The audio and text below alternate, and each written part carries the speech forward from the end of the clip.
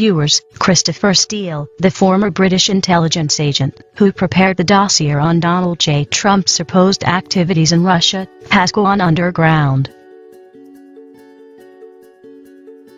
The strange story of the dossier, which United States intelligence agencies, the FBI, Senator John McCain, and many journalists have had for weeks, if not months, and which Mr. Trump presumably must have known about, appears to have had personal consequences for Mr. Steele, according to neighbors and news reports.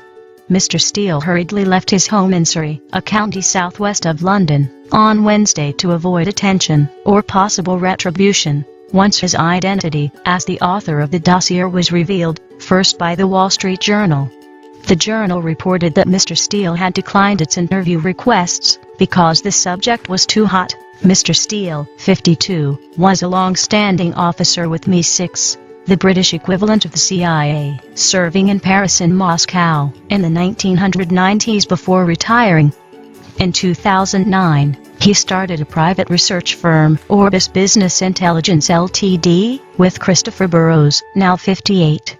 Mr. Burrows has refused to confirm or deny that Mr. Steele and Orbis wrote the memos that made up the dossier, initially under contract to a Washington firm paid to dig into harmful matters from Mr. Trump's past.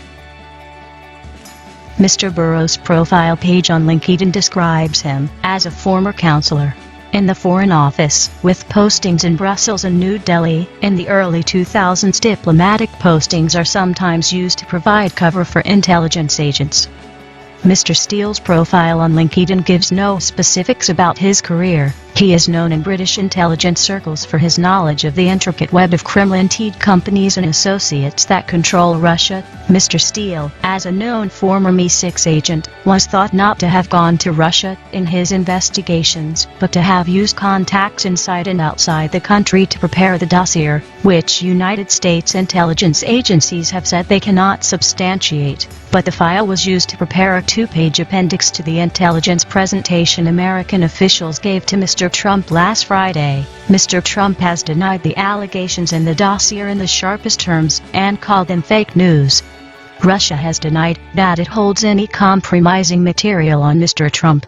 John Cipher, who retired from the CIA in 2014, after 28 years with the agency, described Mr. Steele as having a good reputation and some credibility.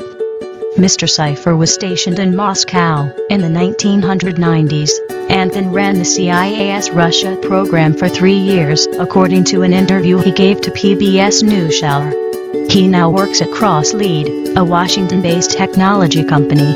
"I have confidence that the FBI is going to follow this through," Mr. Cipher said.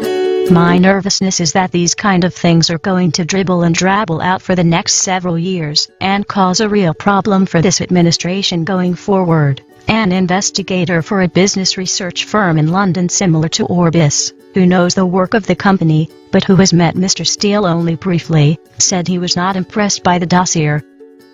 "I have a lot of experience in this world," he said. "If I were the client, I would throw it back and say, 'Where's the evidence, guys? I can't use this.'"